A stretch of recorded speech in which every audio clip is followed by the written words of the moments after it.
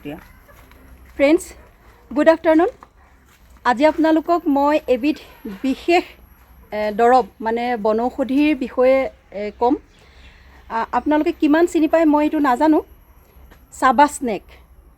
হয়তো যিসকলে শুনিছে ইয়াৰ প্ৰতিকাৰৰ কথা আপোনালোকে জানে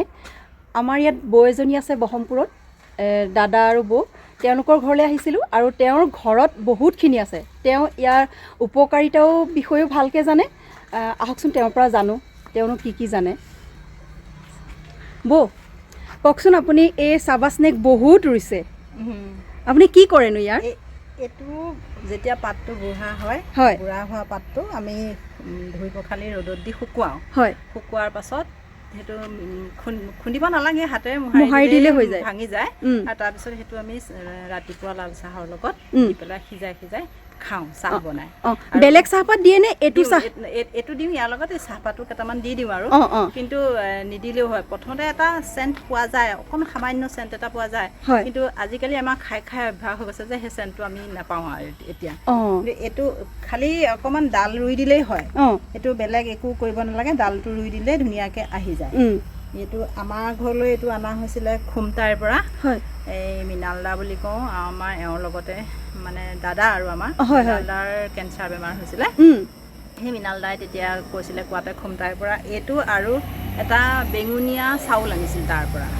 তে এই বেঙুনীয়া চাউলটো খাব লাগে কেঞ্চাৰ বেমাৰ হ'লে বোলে বেঙুনীয়া চাউলটো খাব লাগে আৰু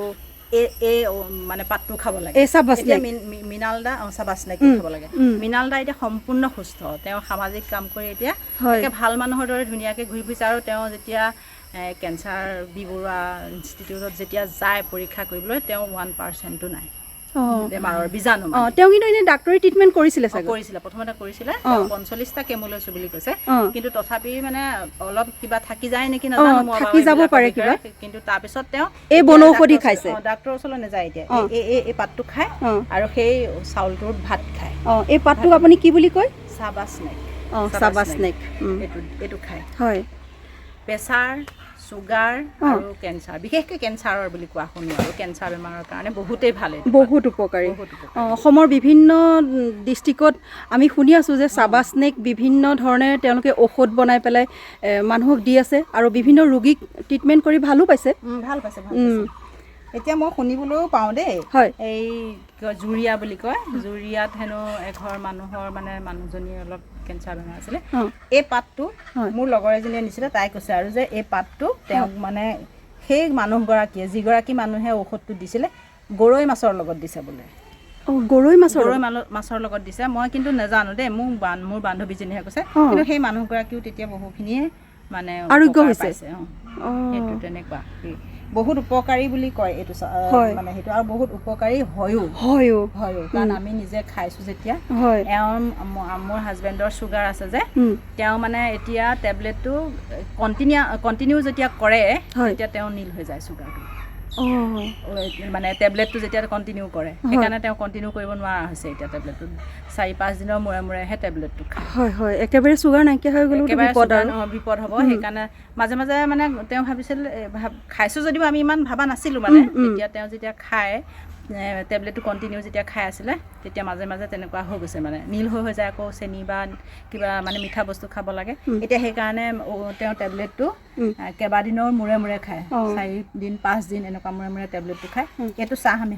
খাই আছোঁ ৰেগুলাৰ খাইছোঁ ৰাতিপুৱা লাল চাহ লগত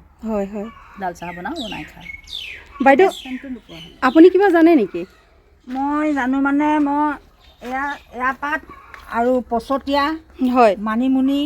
নৰসিংহ এনেকৈ শুকুৱাই লৈ পেলাই গুড়া কৰি এই ককোৱা ধানৰ যিটো চাউল এটা ওলায় সেই চাউলটোৰ লগত গুড়া কৰি বৰ বনাইও খাব পাৰি মানে পিঠাগুড়িৰ লগত মিহলাই পিঠাগুড়ি হেৰি কৰি লৈ তাৰপিছত বৰ বনাইও খাব পাৰি এইটোতো আৰু বহুত উত্তম হয় এইটো মানে গোটেই কেইবিধ পালে পচতীয়া পালে মানিমুনি পালে চাবা স্নেক পালে গতিকে আপুনি যে ক'লা চাউলটোৰ কথা বিশেষভাৱে ক'লে সেইটো কি কাৰণে মানে ক'লা চাউলটো সেই চাউলটো ভাল মানে হেৰিৰ কাৰণে, স্বাস্থ্যৰ কাৰণে ভাল, স্বাস্থ্যৰ কাৰণে ভাল, প্ৰেছাৰৰ কাৰণেও ভাল। হয়, সেই চাউলটো কোনো হেৰি নাই। অঁ, আৰু মই শুনা মতে এইটো আপাৰ আছামত বেছি বনায়। আপাৰৰ ফালেও হয়, মৰিগাঁও চাইডেও হয় বুলি কোৱা শুনিছোঁ। জাগিৰোডত পোৱা যায়, কৰে, খেতি কৰে, হয়, ককোৱা ধান বুলি কয়। হয়, গতিকে ফ্ৰেণ্ডছ আপোনালোকে এইটো সংগ্ৰহ কৰিব, ঘৰত ৰুব। চাবাচনেক হয়, ইমান বনৌষধি এয়া আমাৰ লগতে থাকে। এইবিলাক এই বস্তুবিলাক ৰুব, কাৰণ ইমান ডাঙৰ এটা বেমাৰৰ যিহেতু ই প্ৰতিকাৰক, হয়নে নহয় বাইদেউ? গতিকে ফুল এজোপাৰ সলনি যদি আমি এনেকুৱা 2জোপা 3জোপা ৰুই থওঁ, তেতিয়াহ'লে আমাৰ কিমান কামত আহিব। আৰু চাহ বনায়ো আপোনালোকে খাব পাৰিব। বাইদেৱে কৈছেই শুকুৱাই পেলাই, পাত শুকুৱাই।